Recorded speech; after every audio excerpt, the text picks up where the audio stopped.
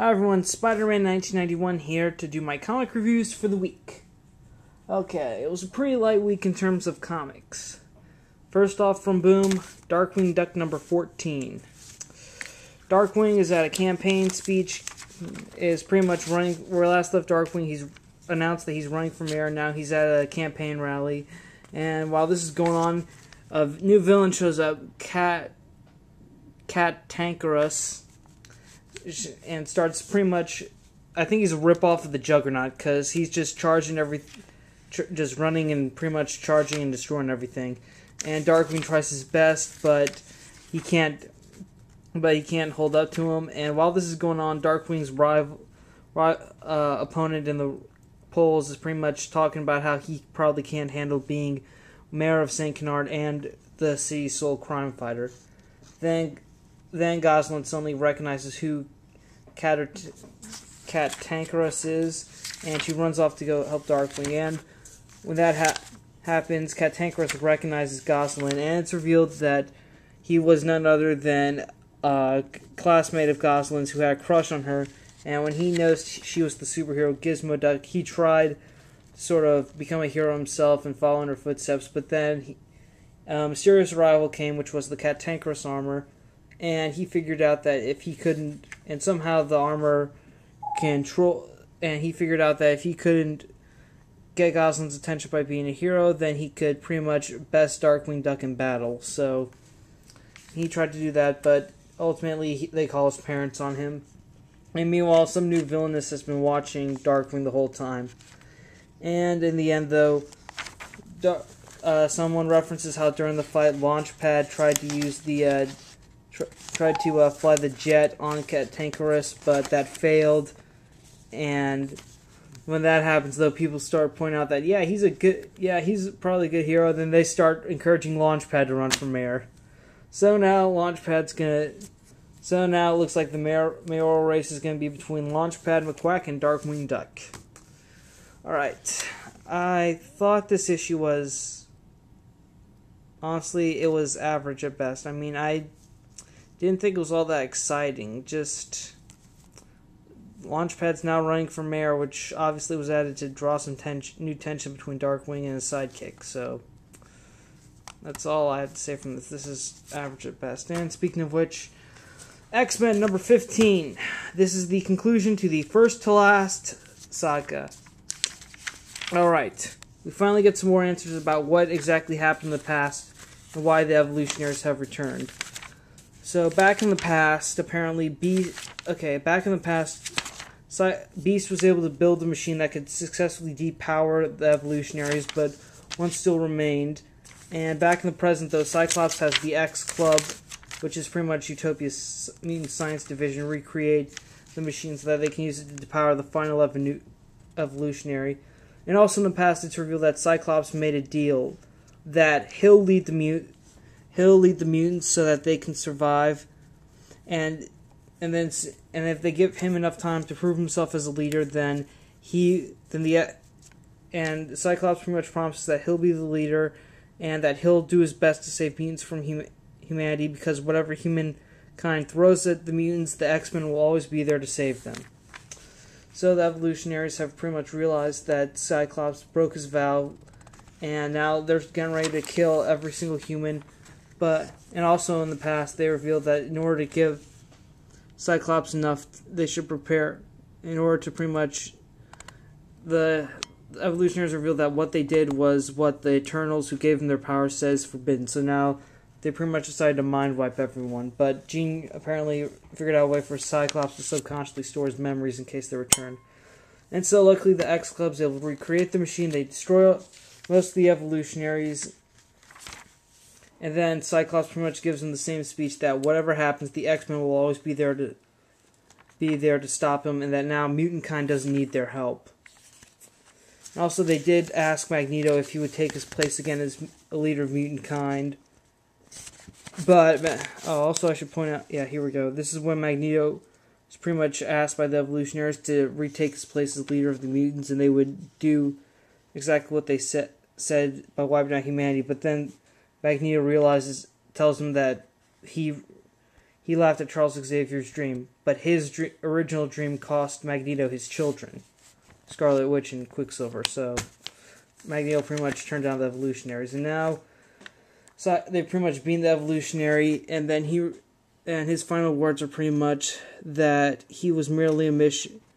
He was pretty much on a mission of mercy so that he could help the mutants, but he pretty much vows revenge on Cyclops and wants to kill only Cyclops.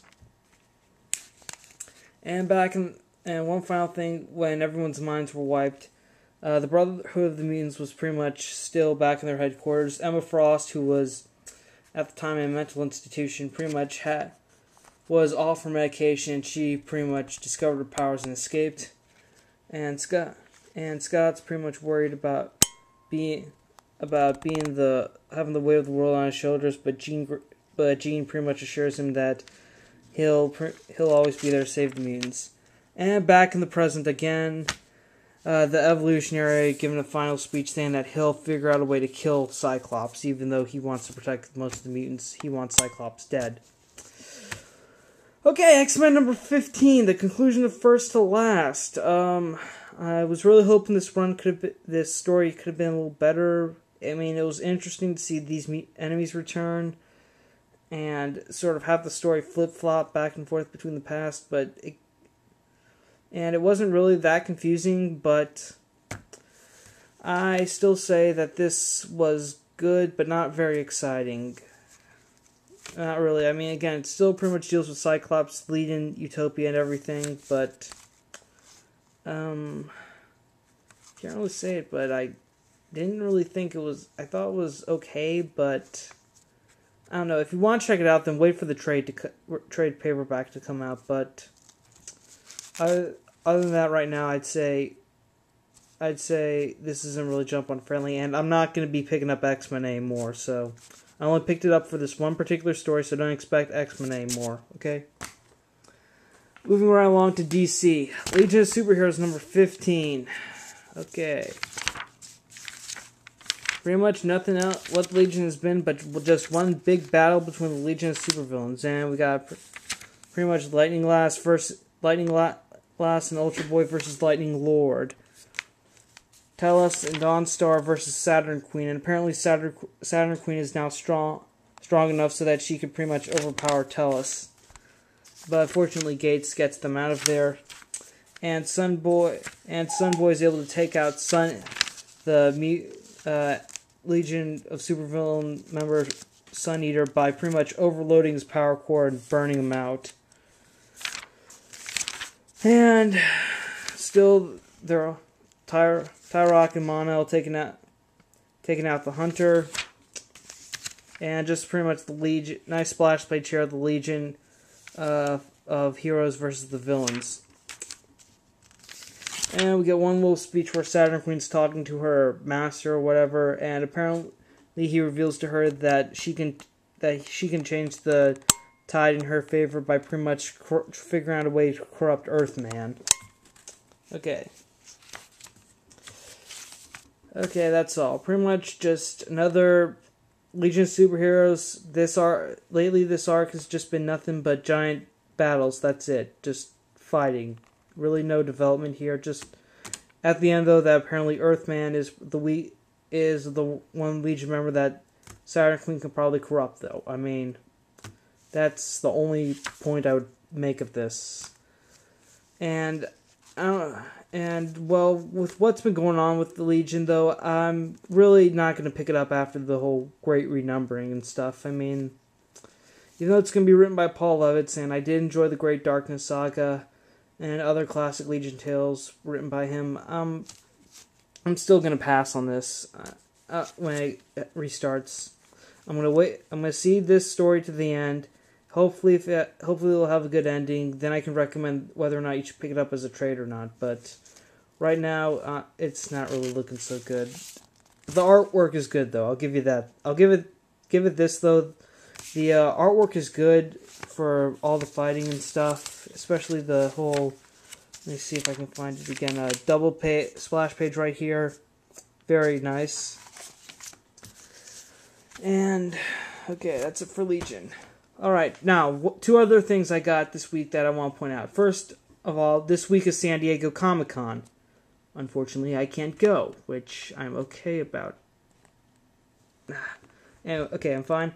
Anyways, if you're going to the con, and I'm extremely jealous of you, if you are, I'm just pointing that out, you will find this, the sneak preview to DC Comics New 52. They're also giving it away at your local comic book store, too. It will be available both at Comic-Con and stores this week. Now, this is just a sort of a free sampler page, and it also lets you see the first few pages of Justice League #1, which, okay, apparently DC has made it clear that Justice League #1 and Action Comics #1 are going to be set 5 years in the past, and they're going to pretty much sort of give them a re-established origin of Superman and the Justice League.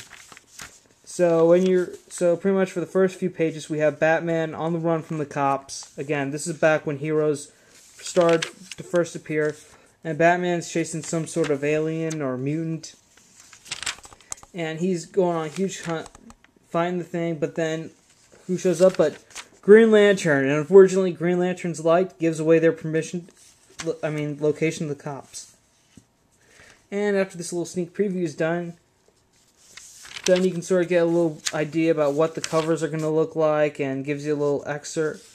And some of them have little excerpts about what might happen and who's going to be writing and drawing it and stuff. Yeah.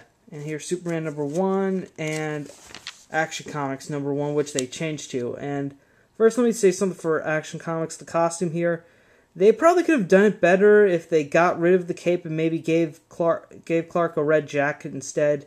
I mean, this is going to retell Superman's early days in Metropolis as a crime fighter and stuff, though.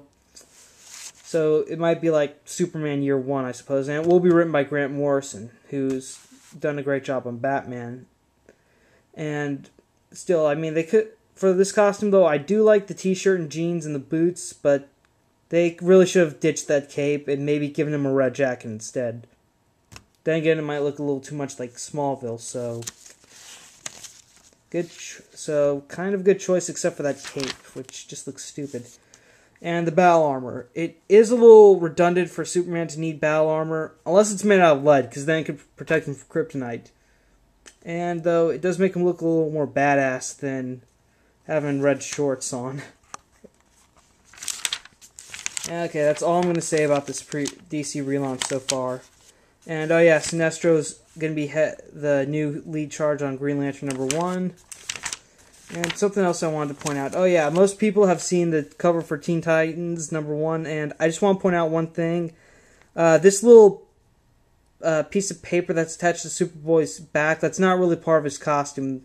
That's actually a little joke that Kid Flash made and attached to his back, sort of like a kick me sign and stuff. I mean, you can sort of see his thumb sort of pointing to it and stuff. I mean, I read in an interview with like I think Brett Booth, who drew the cover, he pretty much said that wasn't really part of the costume. It's just kind of like Kid Flash playing a little prank on Superboy and stuff. Not gonna get into the relaunch. Okay, that's your little sneak preview of the relaunch, and also on the back cover you get a list of when each book is gonna come out, though.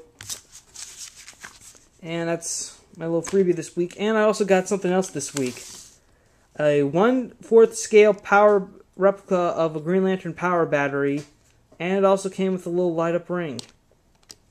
Alright, hold on 1 minute while I get my tripod out so I can show you how to I can get both hands free to show you how this works. Okay, I'm back, and now it's time to give you a little demonstration of the power battery. Okay, now in order for it comes with also another ring, but this ring is also like one of the special edition Blackest Night ones that came out a few months ago that light up. In order to get to light up, though, you have to remove the power. You have to reach into the base here and pull out this little key thing, and you reach onto the back here. You turn it, you flick it like this, and it lights up. Yay!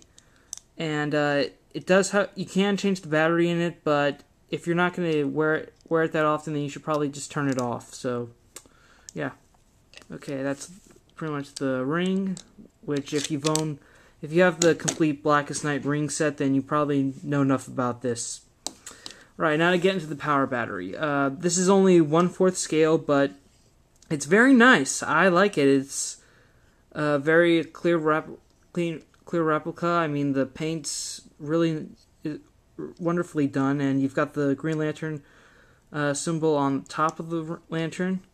It's not that bad, though. I mean, this is plastic, though, so I would advise you to be careful with it. Okay, and to get the lantern to turn on, you would turn the bottom counterclockwise or to the right, and boom, there we are. All right. So that's the lantern. It's lit up, and here's the ring. And and there we are. There's the ring and the lantern. Both really nice. They light up, which is amazing. I really do like this lantern. And you can hold it up like here and say, "In brightest day, in blackest night, no evil shall escape my sight. Let those who worship evil's might beware of thy power, Green Lantern's light." Had to do the oath.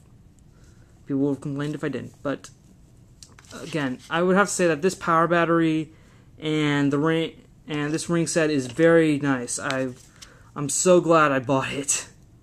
They're not just making the Green Lantern, and it's not just green coming out. They're going to make all 8 other colors, all the other 6 lanterns, and also white and black. The colors of death and light, life and death. So expect those to come out later in the summer. Although I may or may not get those, probably not get most of them. I mean, the Green Lantern one was the only one that I really, really wanted. And I'm really glad this came out, because I was not too impressed by the comics that came out. Okay, time to wrap this up. Green Lantern power battery prop, awesome. If you love Green Lantern, it costs about $35, so if you have the money to spend it, then I would say get it.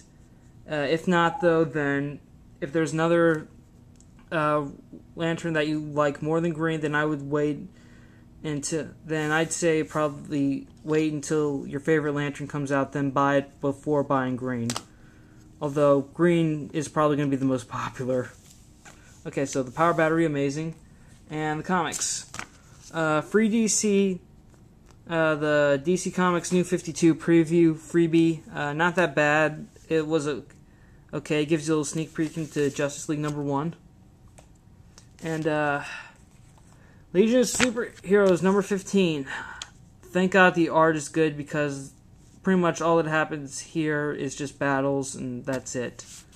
And the only thing of significance is Siren Queen corrupting Earthman. Maybe he'll be a Legionnaire, maybe not. Maybe he'll join her side or something. X-Men #15.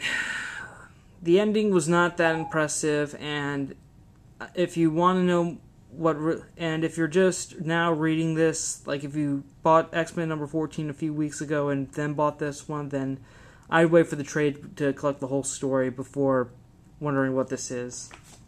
And Darkwing Duck #14. I'm really starting to wonder if this comic is really worth the $4.99 price tag on it. Okay, that is my comic review for the week. Spider-Man 1991 saying see you later.